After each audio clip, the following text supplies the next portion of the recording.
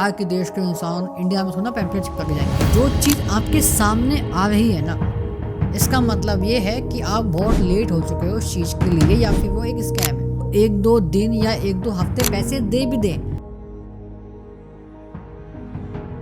तो उम्मीद करते हैं कि आप भी उन लोगों में से हैं जिन्होंने कम से कम एक बार तो ऐसी पार्ट टाइम जॉब में अप्लाई किया है जहाँ पे आपको ये लगा था कि यार 1 घंटे में 2,000 रुपये कमाएंगे, इस हिसाब से महीने के हो गए 60,000, और आपने 1 महीने तक काम किया। उसके बाद में आपको पता लगता है कि भैया ऐसा तो कुछ था ही नहीं, उन्होंने आपको कुछ पैसे दिए ही नहीं, कंपनी गायब हो गई, सब कुछ खत्म, स्वाहा। या आपके किसी जानकार के साथ में हुआ है तो ये वीडियो आपके लिए। सबसे पहले तो आपको ये समझना है कि जो पार्ट टाइम जॉब्स देते हैं लोग, उसके अंदर देने वाला कौन है।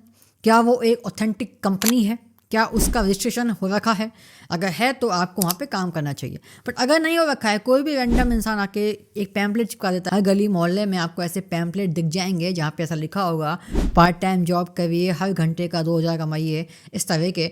तो जनाब आपको संभल जाना है, क्योंकि एक्चुअल में या तो वो इस तरह का काम होगा जो कि करने लायक होता नहीं है, ठीक है, क्योंकि पैसा ज़्यादा मिल रहा है इसलिए बहुत सारे लोग इस चीज़ में फंस जाते हैं। और अगर काम सही भी है, जैसे अगर उनको डेटा एंट्री करनी है, एक्सेल से ऐसे करना है, जो भी है, तो उस केस में ज़्यादा ये होता है कि वो आपसे काम ले लेंगे, उसके बाद में आपको पैसा देंगे नहीं, ठीक है, क्योंकि देंगे कहाँ से, उनके पास में होता नहीं है देने के लिए, ठीक है, और होता भी है तो वो देंगे नहीं, क्योंकि वो कंपनी एक तरह से रजिस्टर्ड कंपनी है ही नहीं। किसी इंडिविजुअल ने ऐसे पैम्पलेट चिपका दिया, आप उस झांसे में आ गए, बाकी नंबर का क्या, नंबर तो ब्लॉक कर देंगे वो आपका, ठीक है, अपने सिम को फेंक देंगे, उनका काम निकल गया, उनके पैसे बच गए। आप कुछ नहीं कर सकते, क्योंकि ना तो उस कंपनी का कोई रजिस्ट्रेशन है, ना उस कंपनी का कोई एड्रेस है, ना जो उसका मालिक है वो कोई असली इंसान है। फेक आइडिया, फेक आइडेंटिटी को यूज़ करके आपको फंसाया है, आपको जॉब दी है। जॉब क्या मतलब, फंसाया है। कोई समझना है कि कभी भी आप जब भी ऑनलाइन जॉब के चक्कर में आते हैं तो सबसे पहले आपको देखना है कि जो सामने वाला इंसान है या सामने वाली कंपनी है, उसकी क्रेडिबिलिटी कितनी है, क्या वो रजिस्टर्ड है या नहीं है। अगर है तो बहुत अच्छी बात है, तो आप काम कर सकते हैं। फिर देखेंगे कि भैया काम किस तरह का है, क्या वो काम आपकी जो स्किल्स है या जो आपकी इच्छा है काम करने की, उससे अलाइन है या नहीं है।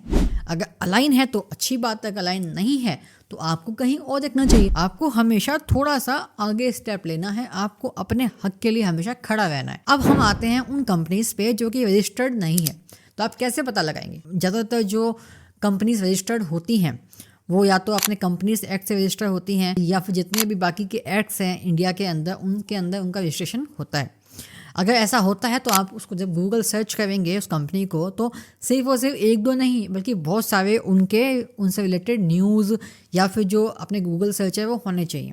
और जो उनकी वेबसाइट है उसका जो URL है उसको भी आपको चेक करना होगा कि क्या वो फेक तो नहीं लग रहा। जैसे सपोज़ कि फॉर एग्जांपल अगर कंपनी का नाम है अमेज़ॉन, तो जो URL है उसमें लिखा हुआ है मान लो फ्लिपकार्ट, तो उसका मतलब कहीं ना कहीं गड़बड़ है। एग्जाम्पल है सिर्फ, जो भी कंपनी का नाम वो कह रहे हैं कि भैया ये हमारा नाम है कंपनी का, ठीक है, तो आपका जो उसकी वेबसाइट है उसका URL को देखना है, क्या वो सेम मैच कर रहा है, ठीक है। हल्का फुल्का आगे पीछे चलता है, जैसे सपोज़ कि iBibo है तो गो iBibo, ठीक है ना, कोई इशू नहीं है। बट क्या इतना बड़ा डिफरेंस है कि नाम में चेंज हो गया या नाम अजीब सा लिखा हुआ है, या फिर .pk, ये .pk का मतलब है .पाकिस्तान, .in है, .com है, तो इट्स ओके, ठीक है।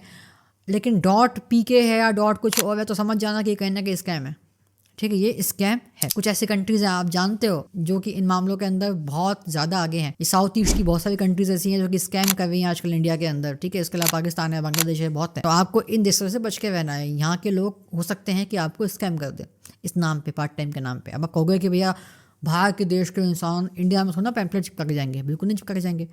उनके ना दलाल होते हैं इस काम के लिए, जो कि कुछ पैसों के लिए उनके नाम के पैम्पलेट, मतलब उनके नाम के नहीं होते, वो नाम भी इंडिया का होता है, सब कुछ इंडिया का ही दिखाते हैं, वो एक्चुअल में वो बाहर से होता है काम। वो पैम्पलेट आपके चिपका देते हैं, ठीक है, और आप उन झांसों के अंदर फंस जाते हैं। कई बार ऐसा भी हो सकता है कि आपको वो 1-2 दिन या 1-2 हफ्ते पैसे दे भी दें, और आपको लगेगा कि यार कितनी अच्छी कंपनी है, और आप काम जो कर रहे होगे वो काम ऐसा होगा जो कि करने लायक नहीं होगा, जो कि इलीगल होगा, क्योंकि आपको समझ नहीं है। और अगर समझ है भी तो पैसों के लिए कर रहे हैं कि अच्छा पैसा मिल रहा है, आपको पता नहीं है कि इसके कॉन्सिक्वेंसेस क्या क्या हो सकते हैं, ठीक है। तो ये एक बहुत ही बेसिक चीज़ें हैं। पार्ट टाइम जॉब की मैं बात कर रहा हूँ। हमारे देश के अंदर परमानेंट जॉब में तो फिर भी कम स्कैम्स होते हैं, लेकिन जो पार्ट टाइम जॉब्स के नाम से जो पैम्पलेट छप के स्पेशली जो आपको दिखते हैं, एक बहुत ही महत्वपूर्ण बात है वो ये कि जो चीज़ आपके सामने आ रही है ना, इसका मतलब ये है कि आप बहुत लेट हो चुके हो उस चीज़ के लिए, या फिर वो एक स्कैम है। मैक्सिमम केसेस में ऐसा ही होता है। तो उसके सामने आवे ना कि यार आपको लग रहा है कि भाई इतने सारे पेन पैड लगे हुए हैं, वाह कितनी अच्छी कंपनी है, बट इतने सारे लगे हुए हैं, इससे समझ जाओ कि वो कितने लोगों को फंसाने के चक्कर में है। अगर कंपनी अच्छी होगी, आपने कभी सुना है इन्फोसिस को, TCS को, या जो अमेज़ॉन है, गूगल है, उनके एड्स लगे हुए इस तरह के, क्योंकि लोग जाते हैं वहाँ पे। वो लोग मांगने के लिए आ नहीं रहे आपसे, वो वहाँ पे लोग जाएंगे, ठीक है।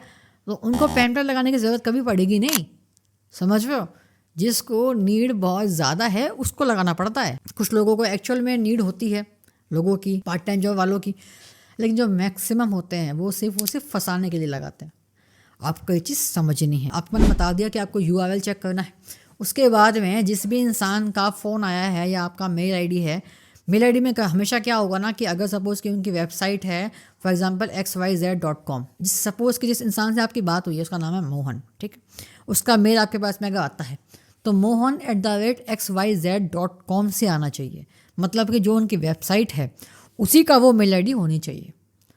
इससे ये साबित हो जाएगा कि वो एक्चुअल में जो कंपनी का URL है या जो वेबसाइट है इतनी जेन्युइन है कि उसके अंदर मेल आईडीज़ भी उसकी हैं।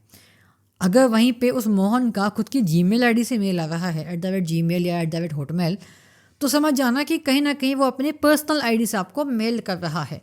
पर्सनल आईडी से ऑफिस के काम के लिए मेल करना कहीं ना कहीं एक बहुत बड़ी दिक्कत हो सकती है। ये होता है दूसरा रेड फ्लैग। पहले क्या था आपका URL। तीसरा जो आपका रेड फ्लैग होता है वो होता है कि आपको हमेशा वेबसाइट के नीचे आना है। नीचे उसमें लिखा रहता है कि इसको लाइसेंस है या नहीं है, जो भी है। अगर वहाँ पे कुछ नहीं लिखा हुआ है तो उसका मतलब वो कंपनी फर्जी है, ठीक है। Third red flag. चौथे की बात करते हैं। हमेशा हर कंपनी के वेबसाइट के अंदर जो उनके की मैनेजेबल पर्सनस हैं, उनका CEO है या जो उनके MDs हैं, उनके नाम हमेशा लिखे रहते हैं। वो आपको सर्च करना है। अगर वो भी आपको वेबसाइट में नहीं मिलते हैं कि इसमें कौन एसोसिएटेड मेंबर है, कौन इसका बोर्ड ऑफ डायरेक्टर है, कौन है, क्या है, तो आपको समझ जाना है। चौथा रेड फ्लैग, ठीक है। और अगर वेबसाइट ही नहीं है तो भैया वो तो आप समझो कि दूर से ही नमस्ते करके पहले से ही नहीं, हमको काम नहीं करना आपके साथ में। वेबसाइट ही नहीं है किसी कंपनी की, वो आपको हर घंटे के 2000 कैसे देगा? सोच कर देखो इस चीज़ को, ठीक है। वेबसाइट बनाने में कितना कम खर्चा होता है आज के टाइम पे।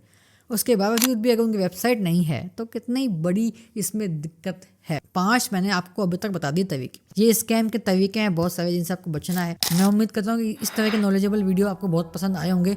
और अगर अभी भी आप ये Cream11, Yo11 सर्कल, इस तरह की ऐप्स के अंदर पैसा लगाते हैं तो भैया संभल जाइए। इस वीडियो को देख लीजिए अभी के अभी। तब तक अपने पैसे का ख्याल रखिए। Bye bye, take care.